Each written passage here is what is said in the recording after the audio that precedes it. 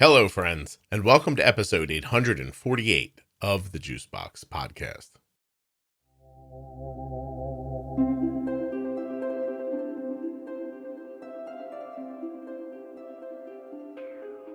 Shannan is my guest today, and she is the mother of a child with type 1 diabetes who went through the Teplizumab trial. So Teplizumab is TZIELD. If you don't know what I'm talking about, go back like a week, and there's a great episode that explains TZIELD. But anyway, they went through the trial, and what you'll hear is interesting. If you're unaware, TZIELD is a drug that suppresses the specific T cells that are known to attack the pancreatic beta cells. I recorded this episode prior to the FDA approval of TZIELD, but it doesn't change the story. This is just a firsthand experience from somebody whose child went through the clinical study. It's worth listening to. While you're listening, please remember that nothing you hear on the Juicebox Podcast should be considered advice, medical or otherwise. Always consult a physician before making any changes to your healthcare plan or becoming bold with insulin. Speaking of diabetes research, you can help it by going to t1dexchange.org/juicebox. Join the registry, fill out a simple survey. When you complete the survey, you've helped.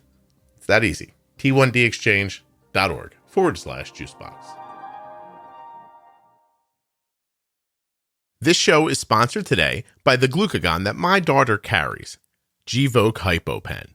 Find out more at gvokeglucagon.com/juicebox. Today's podcast is also sponsored by US Med. US Med is where my daughter gets her diabetes supplies from, and you could as well. usmed.com/juicebox or call 888-721-1514 to get your free benefits check. My name is Shannan, and I have a daughter who was diagnosed with type 1 last March in 2021. Mm-hmm.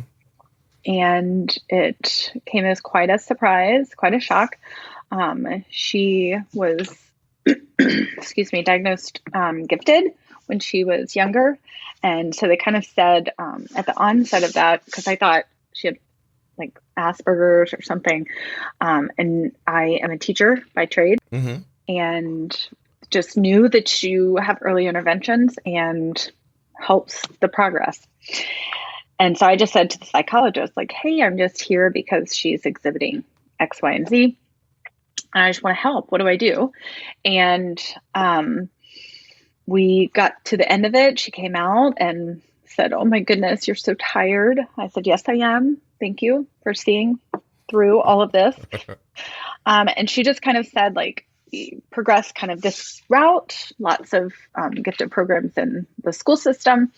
But you should also look for these things. So OCD, ADD or HD often come up at some point during schools. And because I'm a teacher by trade, I knew that sometime during the second and third grade year, you can kind of see those things become more prevalent. And so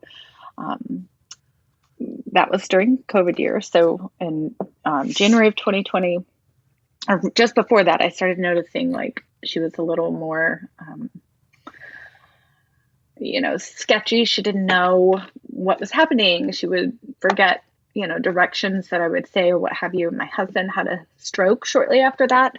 And so everybody just kept, when I would bring it up to somebody, everybody would say like, I think it's because of everything that's going on in your life. Like, I think you should she's a well-developed child. She's not, her grades are not suffering. There's nothing, medically wrong, whatever.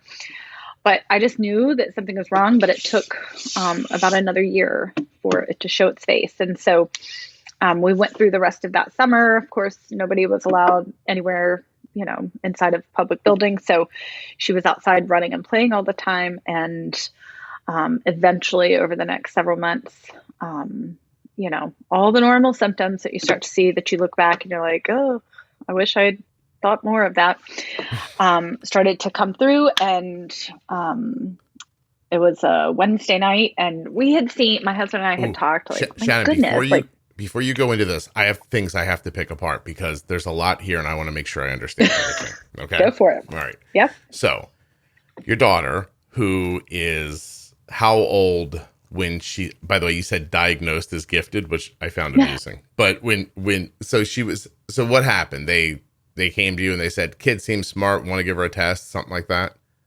So she was 3, and I'm a teacher, and so I love collecting extra fun games and what have you. And a friend was homeschooling. Her children were over this. She gave me a game. It's like a state puzzle.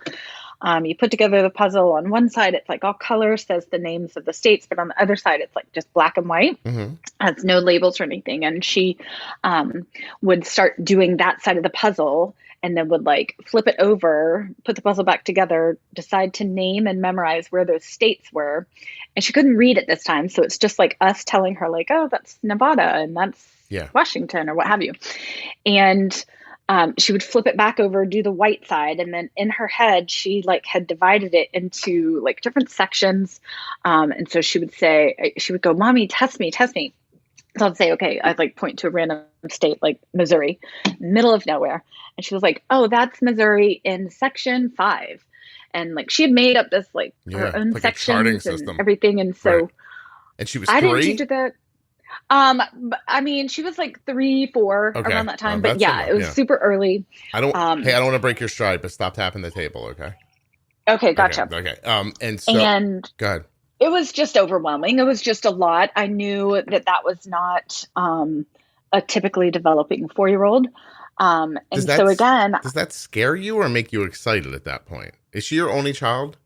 She is our only child. Because I'm imagining did both. Yeah, I'm imagining I'd be like, finally, this kid's brilliant. We'll throw a saddle on her, ride her right to the bank. Right? Yeah. Excellent. That's exactly right. We said, we're just going to get you hooked up to Mensa and move on with life. Finally, things are going my way. Yeah, okay. Yeah, it did both. And again, like, because I had, I've taught everything from preschool to high school, and the preschool is if you can get a diagnosis of somewhere on the spectrum and can get great interventions, you don't have any typically, if they're functioning, you don't have like long-term, crazy things that are huge burdens or struggles. And so that's all I wanted. When I finally went to the psychologist, that's all I wanted. I just wanted to know, what am I looking at and how do I help it? And then when she kind of came out of the room and was like, oh, she's just super gifted. I was like, oh, great. Well, now what? But then are you saying that in the ensuing years, she starts exhibiting other traits that, like, I've always heard people say, right? What do they say? There's a thin line between genius and madness or something like that. So, So what starts happening as she gets older that makes you think, uh-oh, this isn't okay? So she has been blessed. We have been blessed with phenomenal teachers along the way. So her kindergarten year, she had this amazing teacher who would just sing and dance and laugh and take the kids outside. And she was kind of the oldest in the class. And so she just kind of took the lead, and she was kind of the teacher's aide that year. And I am friends with the teacher. And so she was like, I hope you don't think I'm not teaching her. I'm like, it's kindergarten. She should be outside digging in dirt and looking at butterflies and all these great things. So it was fine. And then in first grade, her teacher just thought she was the best thing next to sliced bread, and would always tell me like, oh, well, she was over helping so-and-so and she would do this, but she finished early. And so I let her go do that. And it was just always like everybody kept, well, she's really done with everything. I don't know what else to teach her. And it wasn't until about second grade that I really started seeing like there's a big distance in some of the things that the school district is teaching versus what she wants to know. And again, her teachers have been fabulous. There's nothing that they could have, would have, should have. Like, it's nothing, if I would go back, I'd do the same thing all over again. Mm-hmm.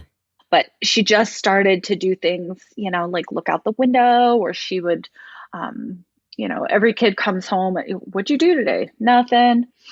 Or you get like, this is what we did on the playground. She would detail every single event, the teacher said this, she was standing over here, then this kid did that, and this kid did this. And okay, but what did you do? And she could never recall that. It was always, I mean, I don't know. I was just doing my work. I finished it and then I turned it in. I'm watching the world and I'm reporting on it. Yeah. So, yeah. so is that a diagnosable problem? I mean, everybody calls her a parrot because she just kind of repeats everything. That doesn't sound health related. So, exactly. So I think that is what drove me to have the investigation of, is this something I'm looking at that's autism? Mm-hmm. And it wasn't. And so that's fine. I move on. And she's in the gifted classes at school. And then, like I said, that second grade year was for her the COVID year. And so everybody got shipped home. And like I said, my husband had a stroke. He's fine. But there was just like so much going on. And so everybody just kind of kept passing it off. But I was like, there's something more. Like this is progressively getting different looking. I don't think she, everybody will talk about like the progression of type 1. I don't think she had type 1 when she was, 6 in first grade, but there was always an illness. There was always some issue. She had 10 bouts with strep throat, finally had her tonsils and adenoids taken out, had several other things. Like in the beginning of her life, she was born with hip dysplasia. So she had to be in braces for first year of her life. Then she was diagnosed with a kidney disease. And so all of those things, like when you get to 9 years old, which is when she was diagnosed, when you get to 8 turning 9, everything just kind of was like, I mean, I feel like we've had some battles, but this looks totally different than anything else. And her teachers were so wonderful that year when I finally kind of was like, we got to just go get, I have a sorority sister that's a school psychologist. I'm asking her, tell me all the things that I can take that are supplements. What's going to be good for helping attention? What's going to be good for, creating memory? Do I go as far as to get step 1, step 2, step 3 in the morning, and then you have to do these 5 things before bed? You have all sorts of teaching things that you do as a educator. And really everybody just kept telling me to try this and that. And it was just like a crapshoot, and it never worked. Nothing really changed. So you were concerned enough about her overall being that you kept looking for answers to it. But was she struggling, or was it just something that you saw that bothered you? I think it was both. I think looking back, her A1C at diagnosis was 13.9. So you don't get there in 1 month's time. And so I think that it had been, whether it was 3 months or a year, regardless, I think there were just things that kept leading up to, this is becoming more of a problem. So on the health side, you saw a lot of illnesses, and on the attention side, I feel like we're not splitting these up well. I'm sorry. So on the health side, no, it's okay. They're not. I think that they're so aligned. Oh, I see. Okay. You see them as I like was one never big able picture. to. Yeah, I was never able to split something. Hip dysplasia surely has nothing to do with type 1 diabetes, but my gosh, she's had strep throat so much. Is that hurting the outcome of whatever is happening with this attention thing? They kind of told me at when she was diagnosed gifted to watch for these things. I'm an educator. It's now 2nd and 3rd grade, and I'm in Florida. In Florida, we test beginning statewide in 3rd grade. So my mind's just going towards all of those things of hey, I want to prepare. I mean, I literally told the teachers in 3rd grade, she had the same teachers, the 2nd and 3rd grade. So 2nd grade for her, again, was COVID year. And so they looped up with their class, which was such a blessing for a million different reasons. But she knew them. She had a relationship with them. And so I literally, pre-planning week, I work in the same school that she's at. And I went down and said to them, I know you think I'm crazy. I am. It's okay. But you're going to need to watch this. I've seen a lot of things over the summer that just don't make sense. And this year, I want to make sense of it. And if it does happen to deal with attention, I want to go ahead. I'm not afraid of medication. It's just a thing, you know? And they were like, okay, all right. But I just kept seeing things that were not adding up.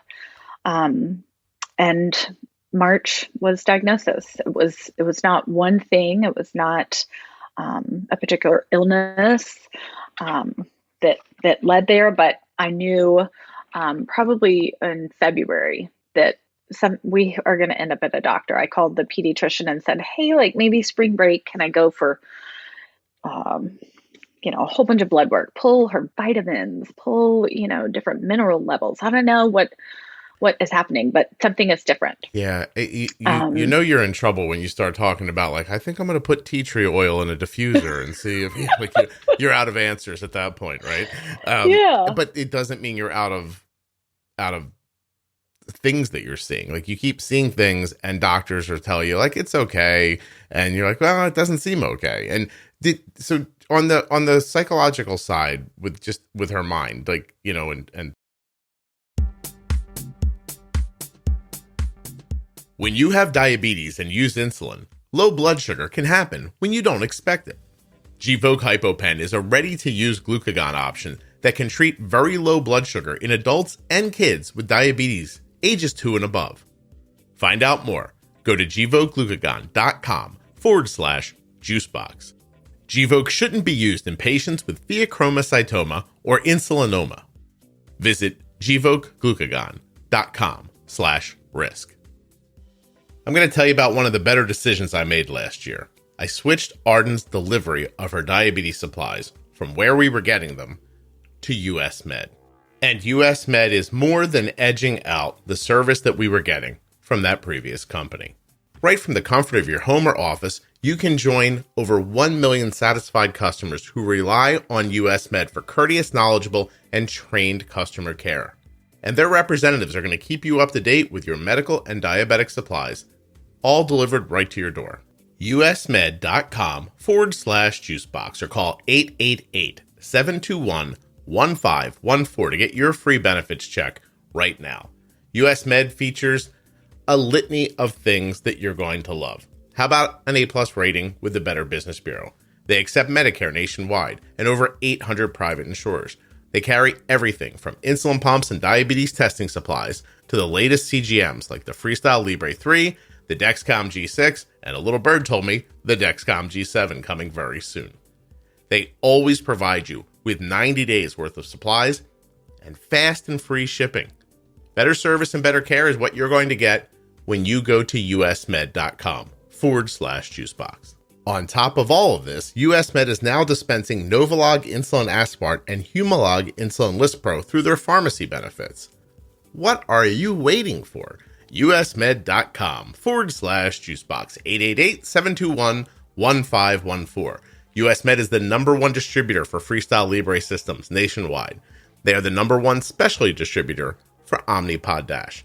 They are the place we got Arden's Omnipod 5s from. US Med provides Arden with her Dexcom supplies. And they're the #1 fastest growing Tandem distributor nationwide. I mean, I guess I could say it again, but are you just already online getting it done? Are you even listening to me anymore? Or have you already called 888-721-1514? Don't like the phone? usmed.com/juicebox. The other day I got an email from US Med and it said, you want some more supplies? I guess it was time. And I said, yes. I clicked the button and then they just showed up. You want to do it like that? It's pretty damn easy. usmed.com/juicebox.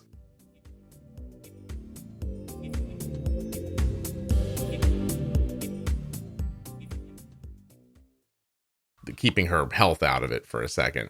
Did she ever kind of tumble into any of the things that they told you to be careful of? Because my feeling is that someone told you your kid's gifted, but hey, be careful because this could just be a precursor to something you don't want to happen. Did any of those things actually happen? I don't believe they have. Okay. I think that what I was watching, was dysglycemia. I think I was watching her sugar go up and down, and nobody knew that that's what was happening, because she would all of a sudden have this horrible crying spell and be shaking. And I'm like thinking that I have a child with anxiety, which also comes along with giftedness. And so I'm just like, it's okay. Let's have a snack, have some water. You can sit with me. Her teacher would like, our rooms were upstairs, downstairs from each other. And she would call me and say, like, meet me at the steps. Like, she just needs to come take a break. I would find her in my closet before school, crying. She didn't know where I was. She would get very nervous if she was away from me for a long time. I work at my church, and it's very, like 2 miles from our house. And I would go up there for, women's Bible study or a luncheon or dinner or something. And she would always, what time are you coming back? What time is that going to be? What do I do if you're late? My husband and I have a great relationship. He, is here with her. Obviously, we're not leaving her by herself at 8 years old. And so honey, daddy's here. It's okay. You can talk to him, trust him. But it was just a different level. And I understand. But again, like I said, looking back, I think it was more of just the ups and downs beginning to happen. Yeah, no, I understand now. Hey, real quick question.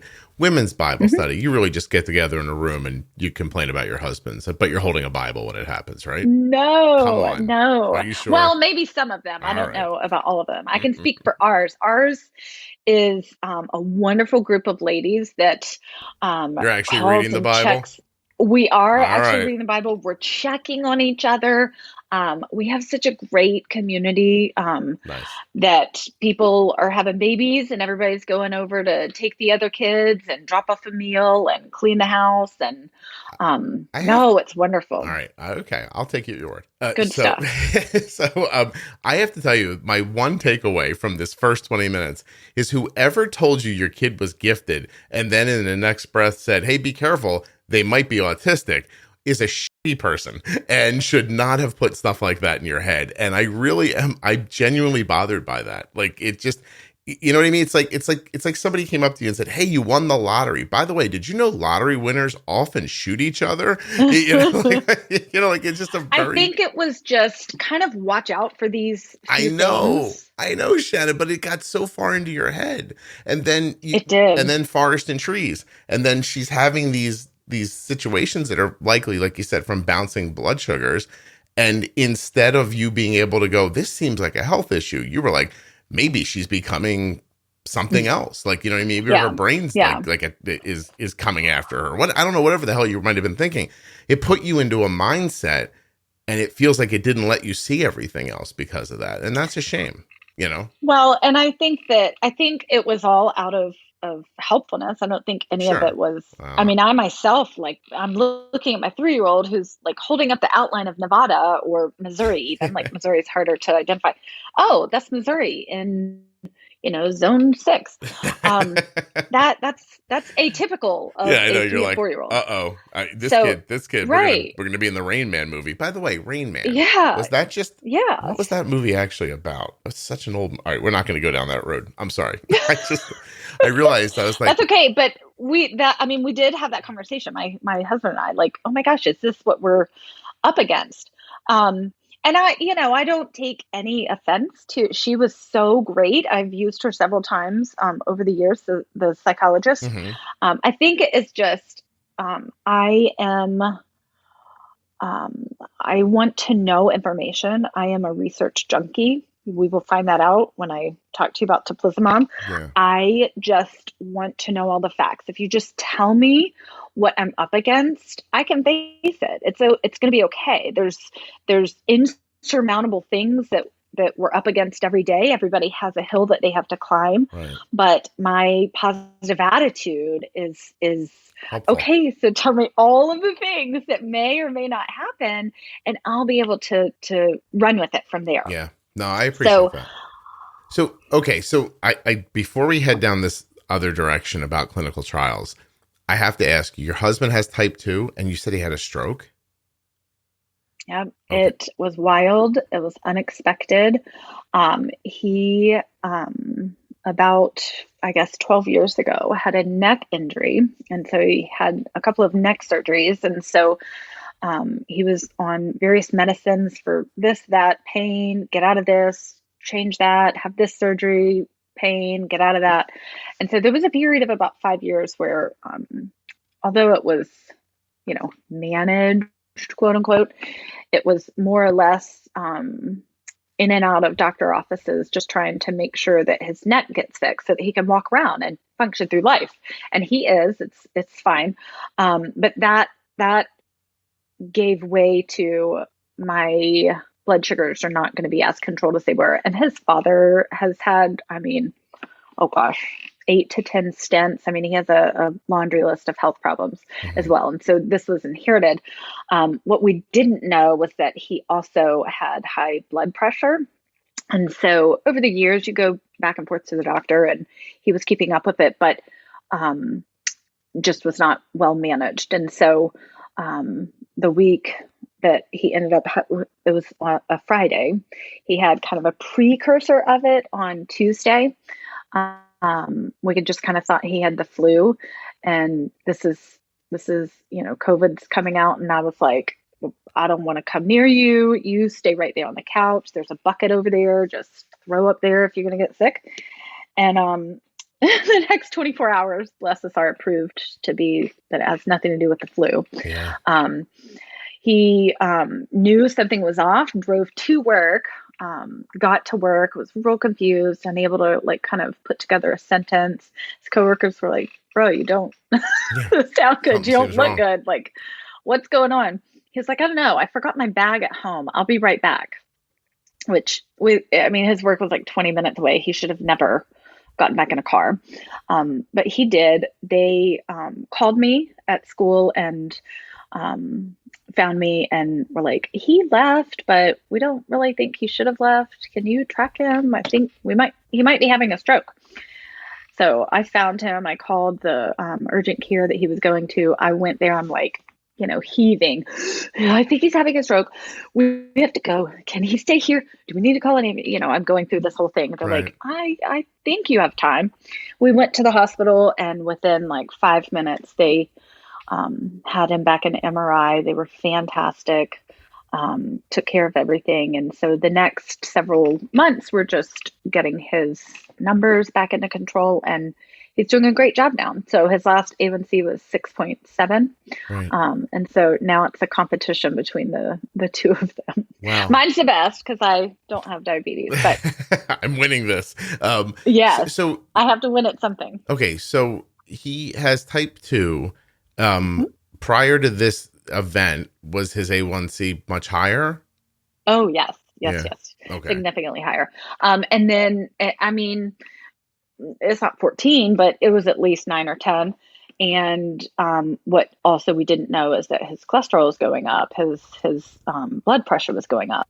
And so he had a foot injury a couple of years prior to this. And so it was just one thing. It was just a big battle, just got real confusing. And finally he, with the help of his lovely, adoring wife, hunkered down. So what happens? Took a bunch of stuff and just threw it out. What? Yeah, I was going to say, what happens in that situation? Is that doctors are they telling him he's doing okay, or are they telling him this isn't okay, or is he hiding how his health is going from you? I could see it. He was not going to the doctor as often as he needed to. The endocrinologist that he was working with would see him every 2 or 3 years, and then it was just the PA. And I'm definitely not knocking the PA because he was wonderful, but there were not a lot of changes. Now, knowing what I know about insulin, 100% you should have been taking way more than what you were taking. I see. And I think they were just trying to manage little diet changes. Type 2 is such a different world. They want you to make diet changes, but sometimes it cannot be handled just through diet. You also have to have an insulin therapy. So right. He has insulin I just think everybody now? was, No, he's like just on Trulicity. So Okay. he'll take that once a week. And then, because he has heart issues as well, they think his stroke was from a cardiac embolism. And so they have him on some, Blood thinners. it's like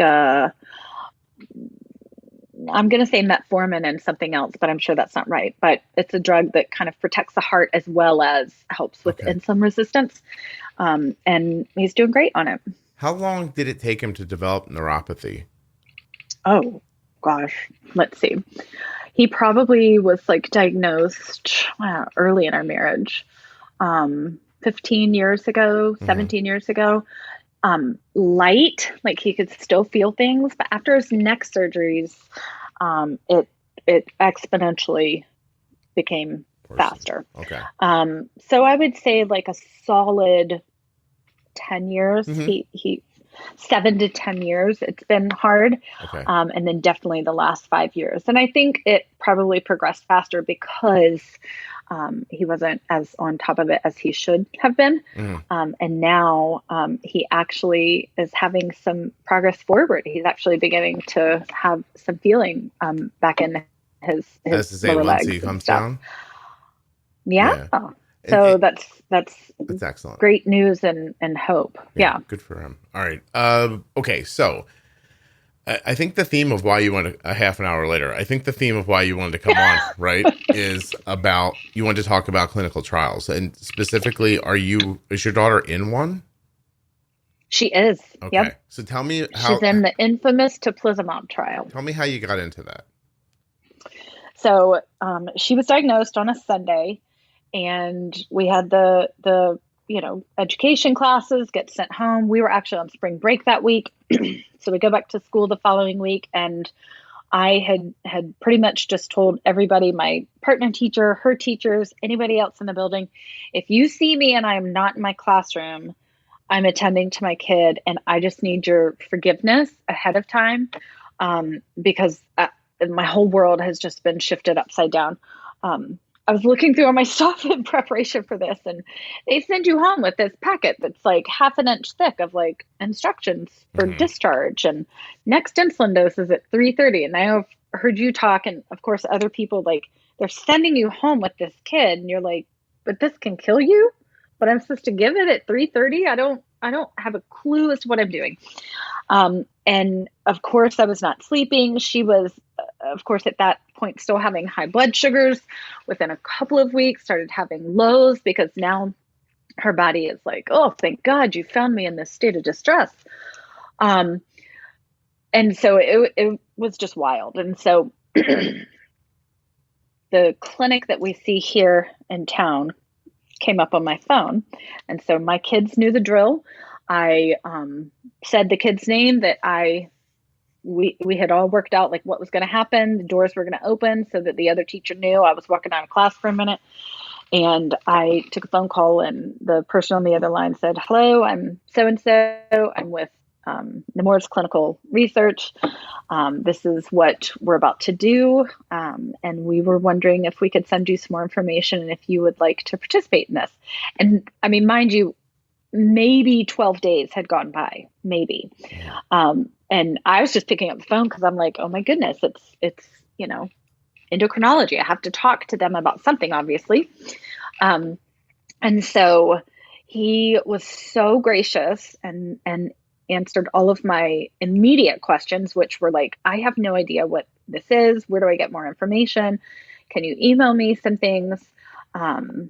There's a huge article by the New England Journal of Medicine, and he was gracious enough to send me that document, as well as the study findings for the previous 2 trials. So we are still in phase 3.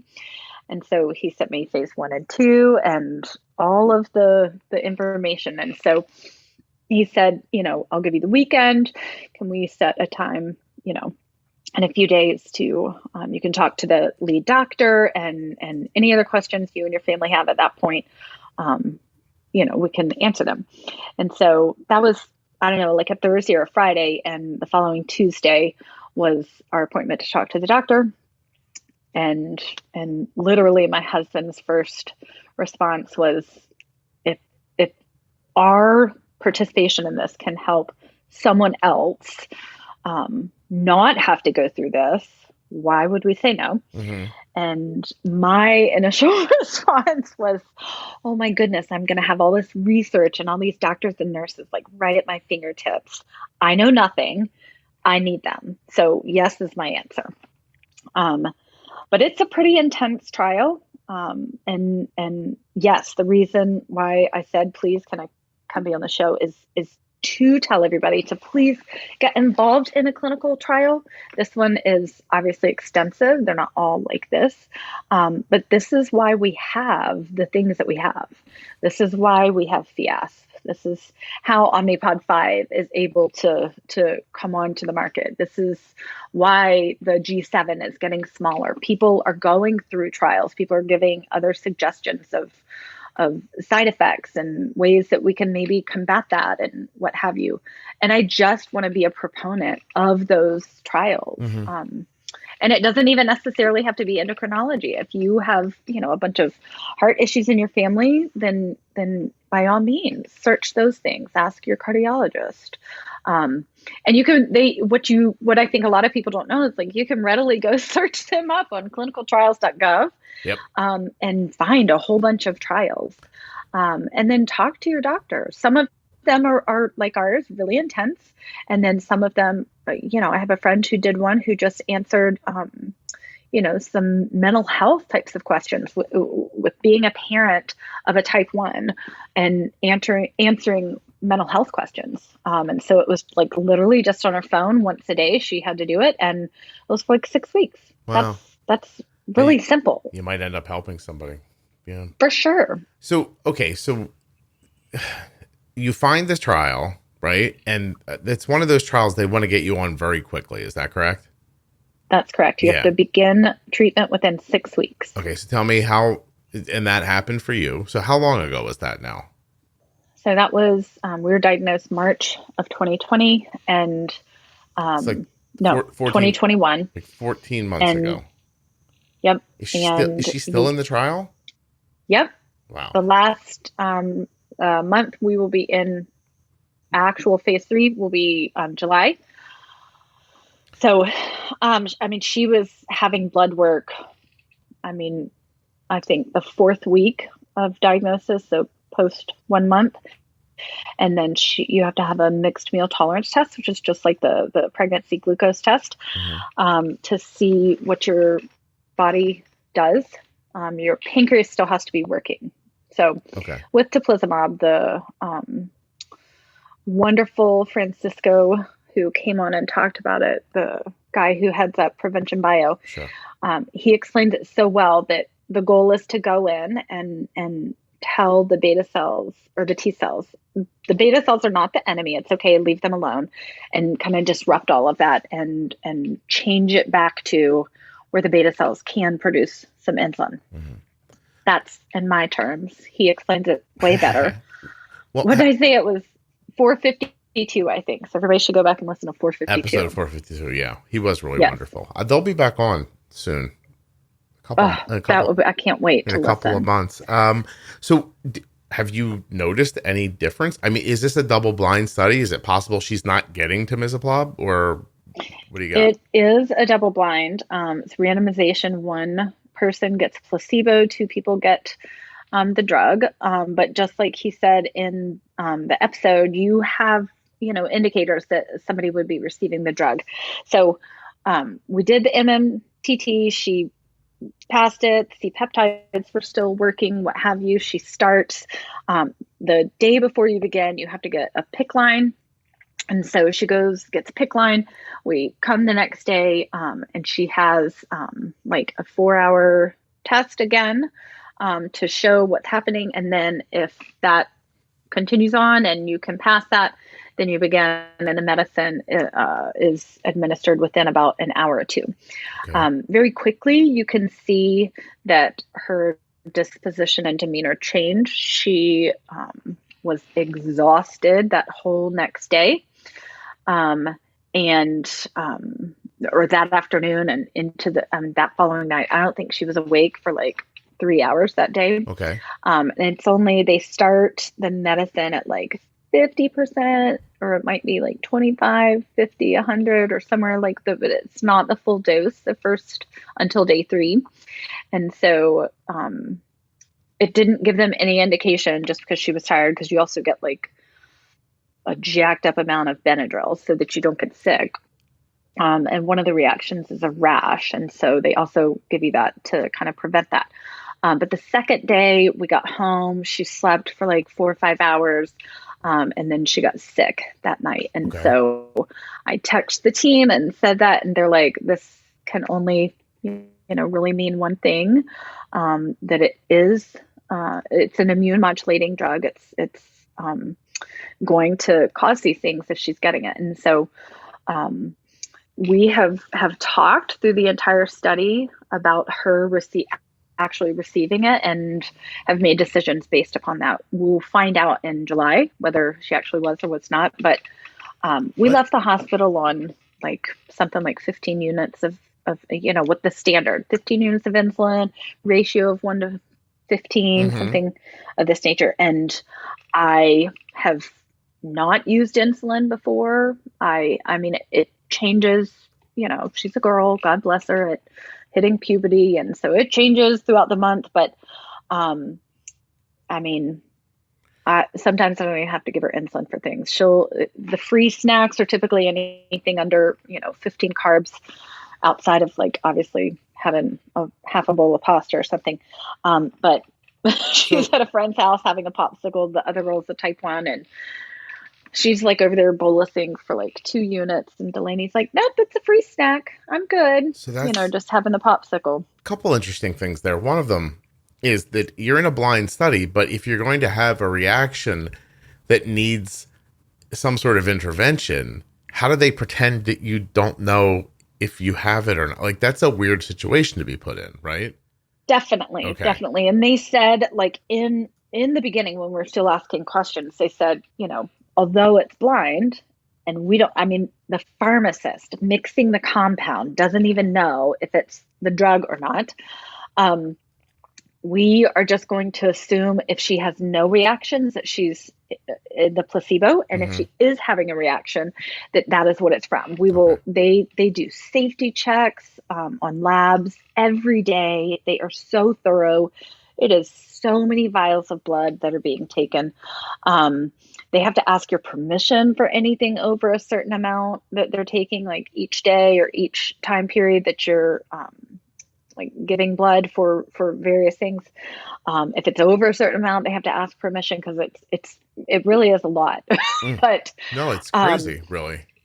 No, it really is. And then like when you're there, they are like every 30 minutes drawing labs just to check like the difference in what's happening inside of your body during that time.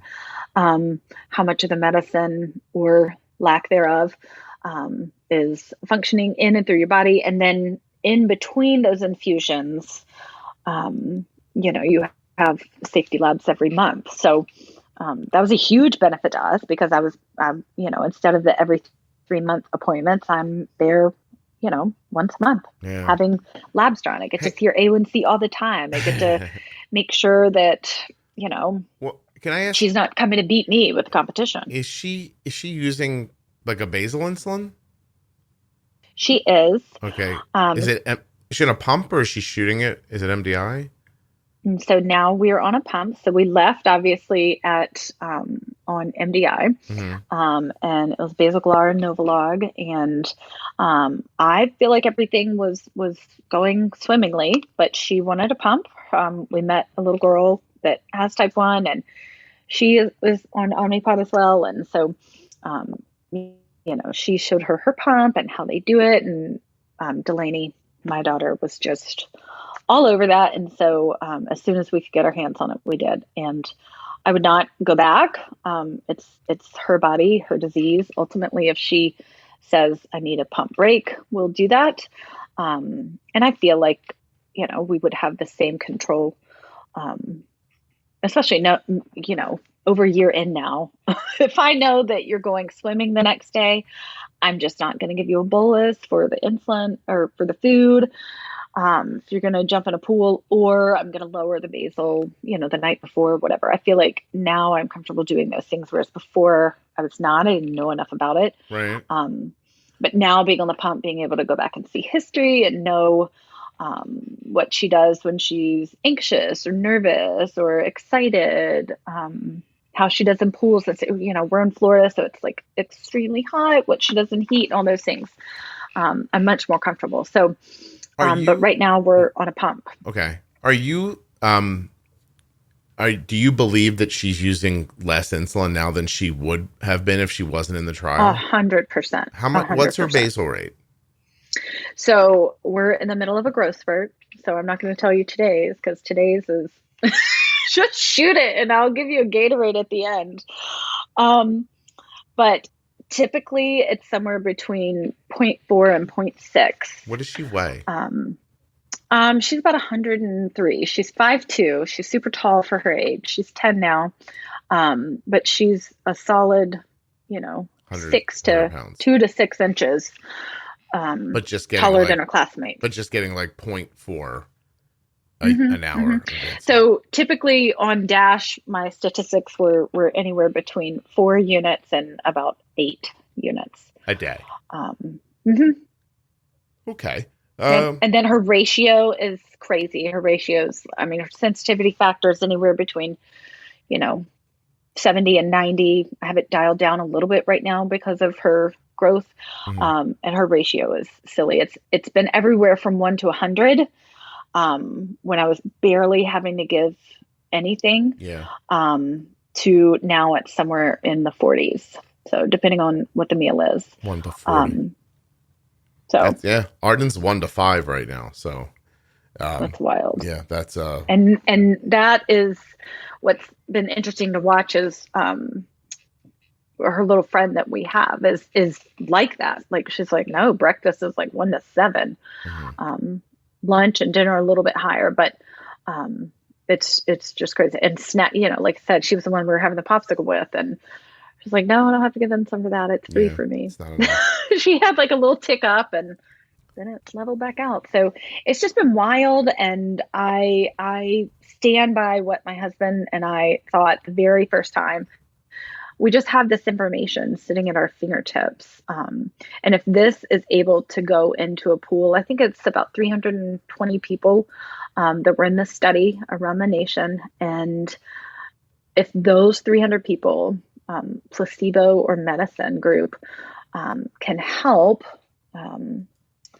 I know he said like in the future, their goal is for this to be in everybody's hands. If you have the autoantibodies, or if you begin to become dysglycemic, that you can take this drug to offset the time in which you're going to be diagnosed. I'm going to have a much easier time through puberty. I already see, good gravy, how hard it is to change something that week before. She has not started all of those things, praise the Lord, but man, I can already see when it's going to be, and it is like dumping water into a garbage disposal, and it is just doing nothing. And so I just keep dumping more. So I said to her today, I'm like, I feel like this is probably a growth spurt. I'm not convinced it's not the site. We just switched to Omnipod 5. Let's talk about that in a minute. I'm still struggling to find, I just put it to manual today because I was like, we've got to figure some things out before I go back. But it's far easier than some of the other friends that we now have. It's been interesting. Who are around that same age going through. Yeah, it's been interesting for me puberty to watch. And growth and stuff. I'm sorry. It's been interesting for me to watch people who've never used an algorithm before just start using Omnipod 5, and they say things that are so obvious to people who've used them before. Like, do you know every time I bolus for a meal, it cuts off the basal? I'm like, yeah, that's how they work. And so it's, if your settings aren't right, it's not going to work, obviously. But the other thing with Omnipod 5 is it being a learning system. How long have you been wearing it? This is pod 4. So it's super, super early. And Yeah. for the first 2 pods, I did what everybody said, and I left it alone, and I touched nothing. I input the correct settings that they told me to. And against all better judgment, I let the high go high. It caught all the lows, praise the Lord. But I let the high go high, and I gave the correction. But I, How high? How high is high? Anything above 250, I was wanting to throw up at. Okay. We normally stay between 80 and 120. Yeah. Her highest spike, like, let's say she's having cereal or whatever. Like, if she were to get to 180, that was high. Right. Everything was really dialed in on Dash, and that was not the case. Like, she had ketones one day so far on 5. Did you, I'm sorry, did you happen to notice that, when the blood sugar is elevated, if you go into the bolus calculator, don't put in any carbs, tell it to use the CGM, it will often suggest insulin. Were you using that insulin when it did that, or did you not see that? No, I had no idea about that. So I've read everything about it, and I've gone back through the videos again. The biggest problem for us is, like, the second she was having a great line and then she ate food, and she kept spiking so high, and I could not stop it. And after the second pod, I was like, that's dumb. I'm not going to let this happen. And so I just started overshooting. Mm-hmm. But then that would obviously cause a problem later, because basal will eventually turn back on. And it's been a huge learning curve. So all you guys that do loops and everything, y'all tell me all your secrets, because I am here for it. I really, really, well, I pushed very hard to get it. But I don't think that what you do with loop is what you do with Omnipod 5. So they're algorithms, but they're different the way they work. I'm actually going to be recording a pretty big, kind of a mini series about Omnipod 5 with Omnipod at the end of this month. So I should have it out. Great. I should have it out in a little bit. But yeah, I mean, it's tough because the idea is let it go, let it learn. But at the same time, you may have come from a world where, like you said, 80 to 120 is your range. You don't see, like, I mean, listen, that's how I think of it. 70 to 120 is Arden's range. 140 is, I'm like, all right, after a meal, as long as it comes back pretty quickly. At 160, I think is a miss on a meal. And I treat 180 like a high. And so that's just sort of how we've been. What I can tell you is that so far on Omnipod 5 is that Arden's standard deviation is better. Mm-hmm. So that's a highlight. I will tell you that the first couple of weeks, the first week and a half, I was like, oh God, like this is not going well. But she was also in the middle of, I don't know, I couldn't tell, like poor Arden's still trying to figure out her hormones, and that involves like birth control pills and stuff like that. So I was like, maybe we just started this at a bad time. So like right now she's in her placebo pills and this is going much better. But I'm not sure what's going to happen tomorrow when she starts taking the pill again, if I'm going to see it go the other way or not. I'm not certain. So I'm watching it and learning, and I figure at the very least I want to understand it, and at my goal is to use it, because to your point, like she hasn't seen any, well, there's been a couple of lows, but I can't tell you that it was the system, because there's been times where we've been like, all right, look, I'm going to throw this in the manual for a minute and fix this, and then put it back into auto. But it doesn't catch, my timing's not right yet, putting it back into auto like I could when I would like open the loop. And then because that happened with loop too. Like I hope people understand, like I had to open the loop and fix blood sugars with loop too. And then I was just super good at closing the loop and catching the drop. With this one, the first couple times, I think I was closing it, or I was going back into automatic, which would be the equivalent of closing the loop. I think I was doing it a little late, and so she was getting lower later. I actually did it last night pretty well, and it was super simple. Like she was 160. I couldn't tell why. I think it might have been, I don't know, honestly. It might have been a little bit of a protein rise after, I a kind of a meat heavy sandwich she ate for dinner. And so I saw like this 155, 160, and I watched it for a while. I'm like, it's not getting it, you know? So I put it into manual. I bolused what it asked for plus a little more. And then it started to drop pretty quickly. It's super interesting when you put the basal back on, how quickly you'll see the blood sugar come down, right? And then I was able to put it back into manual, and she drifted in around 84. The problem with it becomes then, in loop would have seen Arden's 84 is in range, and it would have kept working. Omnipod 5 is targeting 110, so it's taking basal away still, and then she rises back up very, very slowly, in fairness to it, over many, many hours overnight. But then when she wakes up in the morning and her feet hit the floor, there's not enough basal there to help with it, and then she's walking out to school with like a 140 blood sugar, and it usually brings it back within like 2 hours. It's not. Had I never seen loop, I would tell you, like, this is pretty amazing. And I do think for a vast majority of people, like, once you learn how to use it, I think it's going to be fantastic. And it might be fantastic for us. Like, we've not decided yet what we're doing. Like, we're certainly not, you know, we're not just going to use it for 2 weeks. Like, she's going to put her head down and use this for a while. So we'll see. But I take your points very much. Well, I'm excited. I mean, I'm excited just for the sleep values. So, but I cannot sleep with her being at 140. That's not comfortable for me.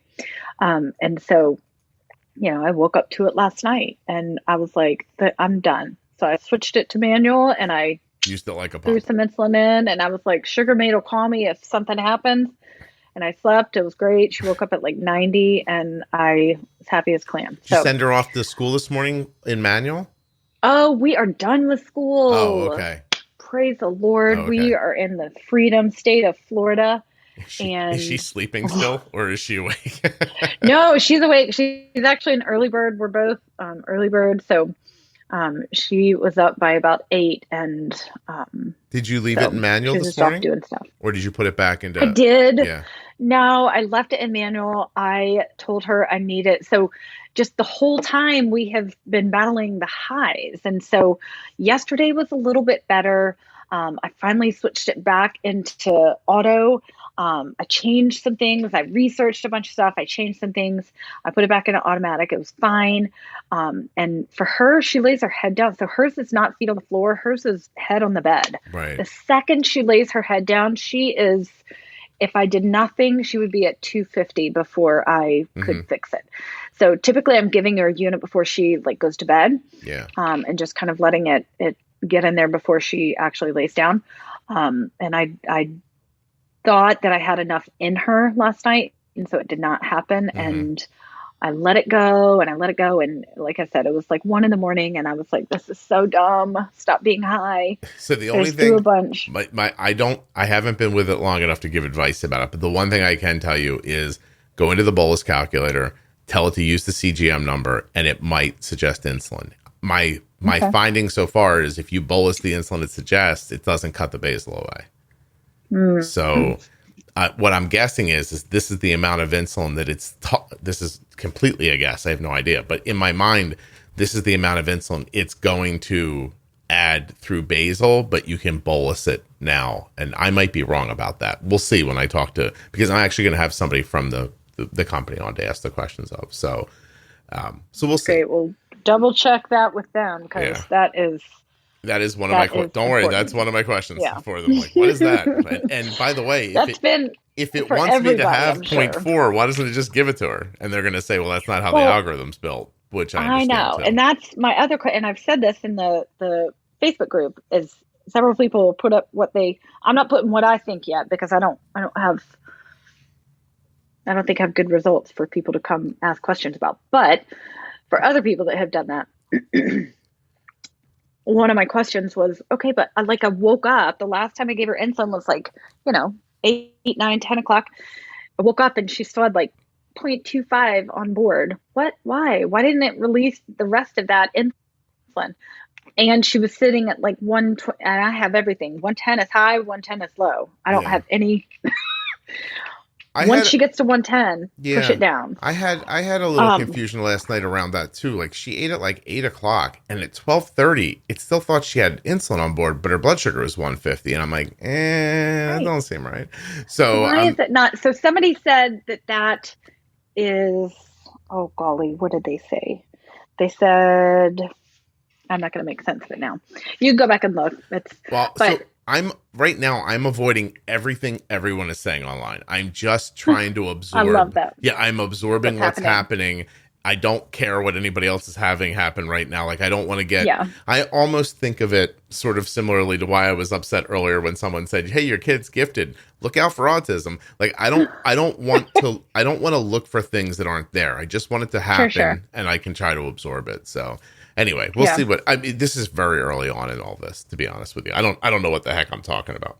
So I just like to sit and wander around all the data but there's not enough that they have released that I can sit and read. So there's not like a New England Journal of Medicine article. It's so interesting. I'm the exact opposite. I'm like, I don't want to hear what is happening to anybody. I don't care about your opinions I will later. Later I'm going to, but I need to know what I think before I start asking other people what they're seeing, because they might not be seeing what they think they're seeing. I don't know. Right. Well, that's true. And I don't necessarily care about their opinions, but I care what your experience is. Yeah. Because I'm getting there. May, assist me. Don't worry. 2 more weeks. 2 more weeks. I'm going to start picking around through people's posts. But all right. So Shannon, I have to go. I got to jump off. I have a call I have to make. I'm so sorry. Did we cover everything that you wanted to talk about? We did. I just want people, our clinical trial was intense. We were at the hospital for 12 days, twice over a year and a half, and at the clinics, every month otherwise. That doesn't have to be what is happening. You can sign up through TrialNet. You can sign up just looking at stuff on clinicaltrials.gov. You can talk to your doctor, and whatever the passion happens to be, if that is cardiology, if that's neurology, if that's diabetes, sign up. That's how we have all this. I mean, we have Tylenol because somebody years ago went through a clinical trial. So sign up, get more information. It's going to be wildly helpful. Teplizumab is 100% all that he said it is cracked up to be. I'm convinced it will be one of the first drugs to offset diagnosis of clinical onset. And I'm just here for it. I'm just excited that we had that opportunity. I'm so thankful for the doctors that do it every day. I mean, Delaney has 2 5-inch binders full of information about everything that's happened over the past 18 months. And that's just been wildly helpful in me learning, as well as, hopefully others. We've had, others, friends of ours that, hey, because you've shared your story, because you share so much of what's happening with your life, we were able to catch that, and we're in the hospital now being diagnosed, or, just what have you. It's empowering. Not everybody loves data like I do, but it's like my husband said, like, if we can help somebody not have to go through this at another time in their life, or even like what's happening with us. I'm still using insulin. She's going through a growth spurt. I'm dumping all of it in that I can't, but it's going to be easier for me to manage because I believe in this drug, that it has helped protect part of her pancreas, and I'm able to then maneuver more easily. It's able to come down faster. I'm able to catch it at the bottom, so that just dump the insulin in, let's see what happens. And I just cannot tell enough people to jump on a clinical trial enough. Well, and it doesn't even have to be at a hospital. Like, do it from your phone. Yeah. No, it's very nice of you to do that and to spread the word. I appreciate it very much. I agree with you. That's it. I appreciate you coming on. I thank you so much for your time.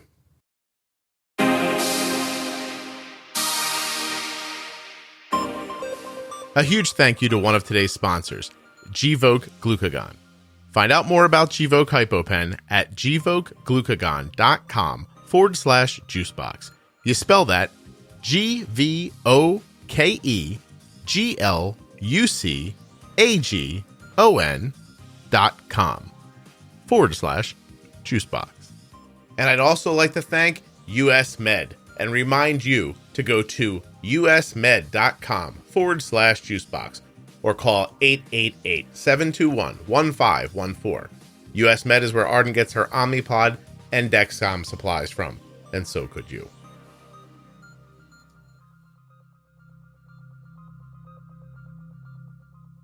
Just a quick note here, you should try to find the private Facebook group for the podcast. It's terrific. Juicebox Podcast, Type 1 Diabetes, 34,000 plus members in it. Going strong. It's a private group. Doesn't cost anything. Lots of great information floating around there and support. Juicebox Podcast, Type 1 Diabetes on Facebook. Honestly, it doesn't matter what kind of diabetes you have. You'd enjoy the group. What else? If you're enjoying the podcast, please share it with someone else. That always is a big help. And that's pretty much it. Other than to say that I appreciate very much that you listened today, and I'll be back very soon with another episode of the Juicebox Podcast.